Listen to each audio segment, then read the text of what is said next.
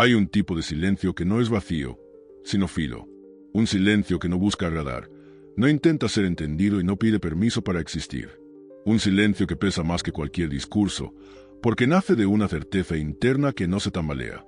Ese es el silencio del individuo que ha dejado de vivir para complacer y ha comenzado a vivir para imponerse.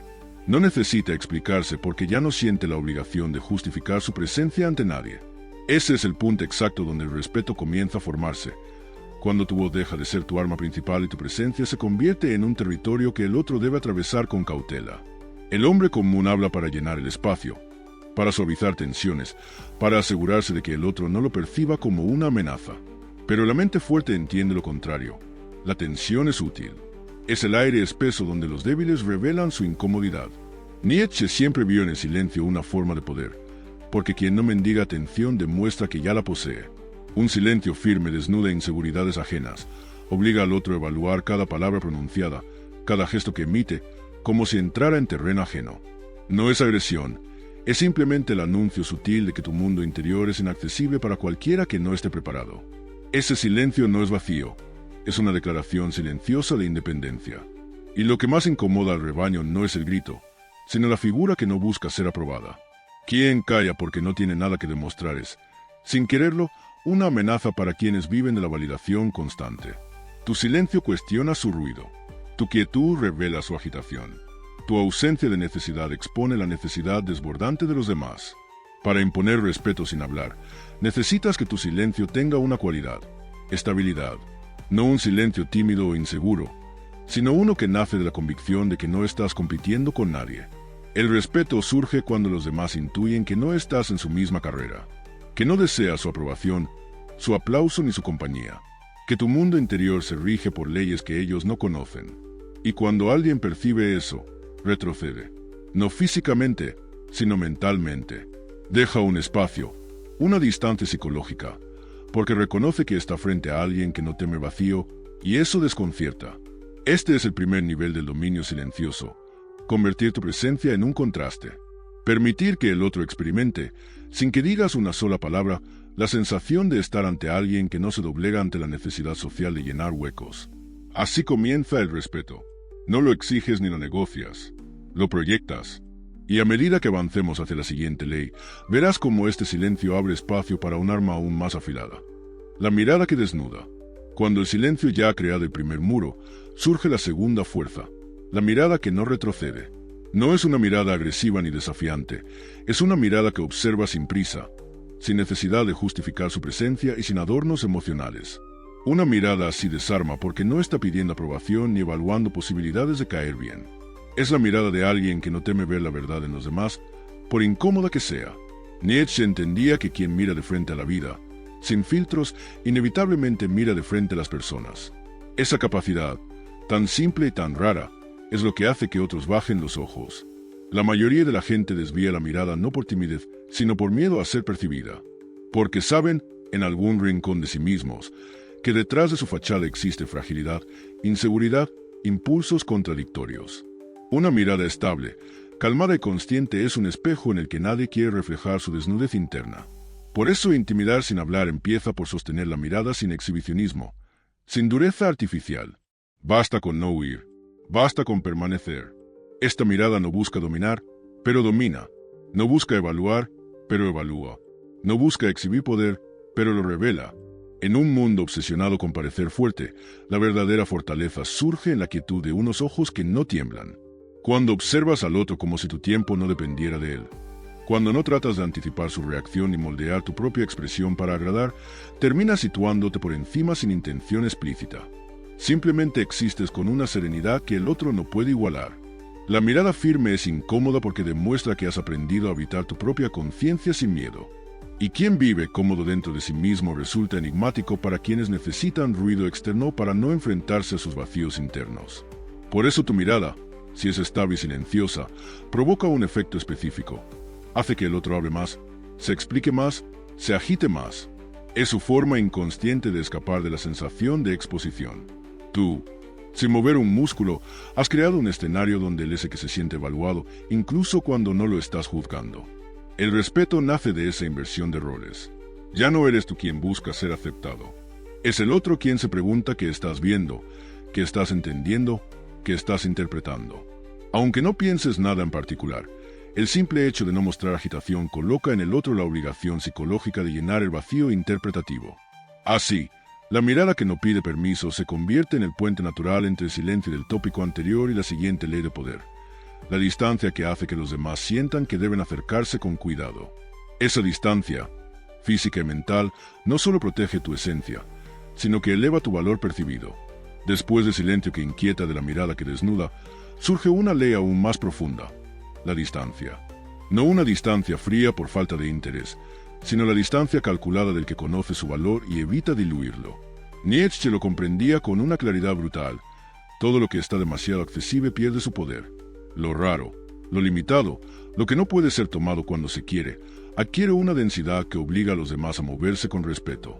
La distancia no es rechazo, es elección. Es el recordatorio de que no todos tienen derecho a tu energía ni a tu tiempo. En un mundo donde todos buscan desesperadamente ser vistos, escuchados y validados, mantener distancia se convierte en una declaración de independencia. No es un muro que levantas por miedo, sino una frontera que estableces porque no necesitas pertenecer al rebaño. La distancia define territorio. Hace que tu presencia no sea un hábito, sino un fenómeno. Cuando no siempre estás disponible, tu aparición deja una huella más profunda. Cuando no entregas tu atención de manera automática, quienes la reciben entienden que han sido escogidos y no tolerados. Esta distancia, sin embargo, no debe confundirse con aislamiento. Es estrategia. Es saber entrar y salir sin necesidad de anunciarse, sin mendigar espacio. Es permitir que los demás sientan la necesidad de acercarse porque tú no corres en su dirección. Cuando no persigues, eres perseguido.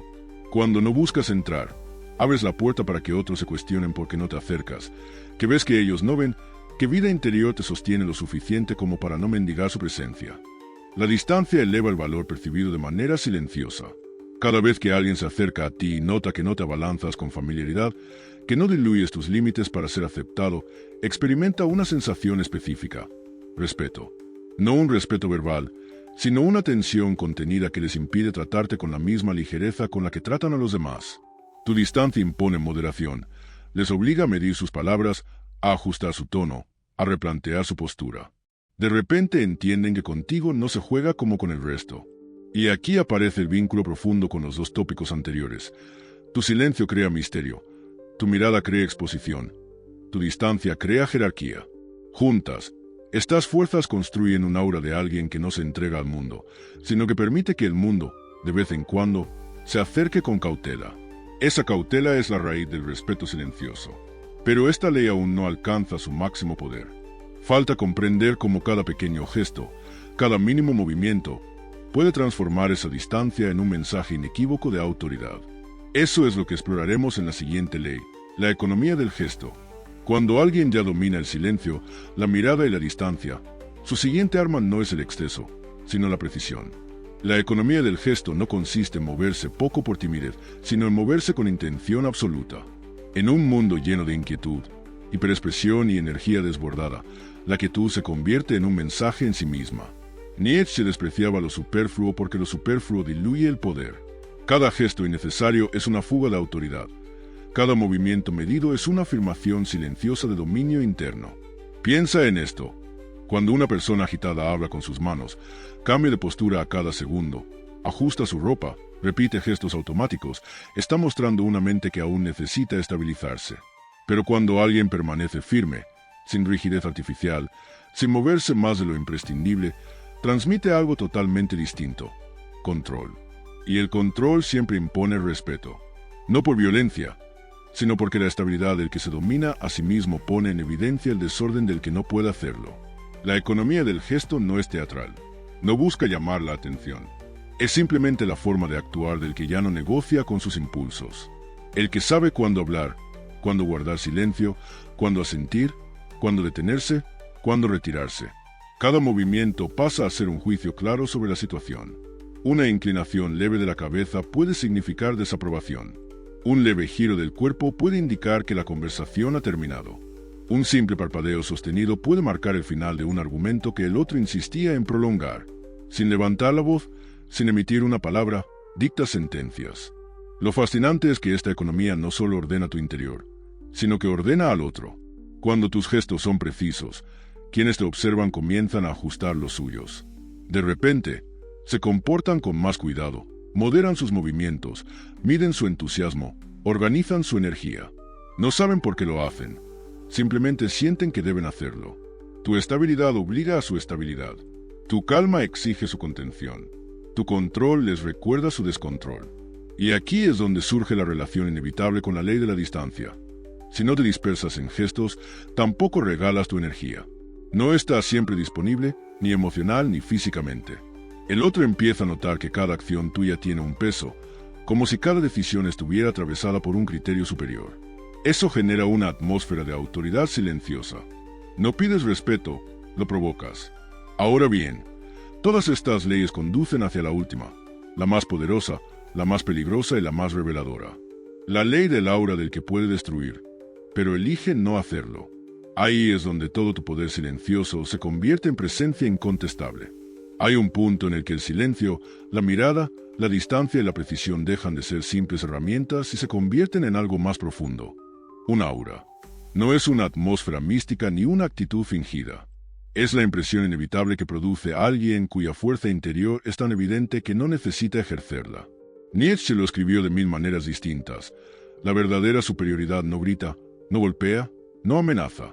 La verdadera superioridad se reconoce por la contención.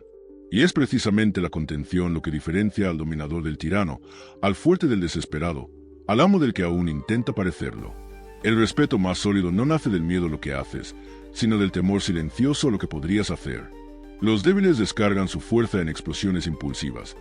El fuerte la retiene porque sabe que su poder no necesita probarse para ser real. La contención es la firma del que domina su propia voluntad. Y esa voluntad, bien dirigida, impone un respeto que ninguna palabra puede igualar. Cuando alguien percibe en ti la capacidad de destruir, no físicamente, sino psicológicamente, emocionalmente, estratégicamente, y aún así ve que eliges no hacerlo, algo se despierta en él.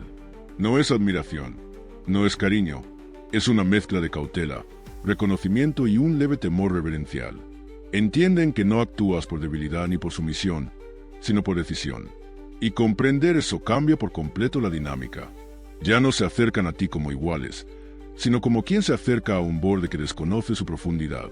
Este es el punto máximo del respeto silencioso. Cuando tu simple presencia recuerda al otro que no dependes de él para nada, que no necesitas probarte, que no buscas entrar en su mundo. Quien percibe que podrías desmantelar una situación con un gesto, una palabra o un simple movimiento, pero eliges no hacerlo, queda marcado por tu manera de existir. Esa marca es la diferencia entre ser tomado en serio o ser tratado como todos los demás. Aquí, todas las leyes anteriores se unifican. El silencio que inquieta prepara el terreno. La mirada que desnuda establece jerarquía. La distancia define límites. La precisión del gesto ordena el comportamiento ajeno. Pero es esta última ley, la capacidad contenida, la que convierte todo ese conjunto en presencia. No necesitas imponerte. Tu sola existencia, disciplinada, estable y consciente, ya es una imposición. Y en esa conclusión reside el secreto oscuro que Nietzsche jamás suavizó. El verdadero respeto no se exige, se desprende. No se negocia, se provoca, no se reclama, se encarna. Cuando comprendes esto, dejas de querer que el mundo te reconozca, porque empiezas a encarnar la figura que el mundo, tarde o temprano, no podrá ignorar.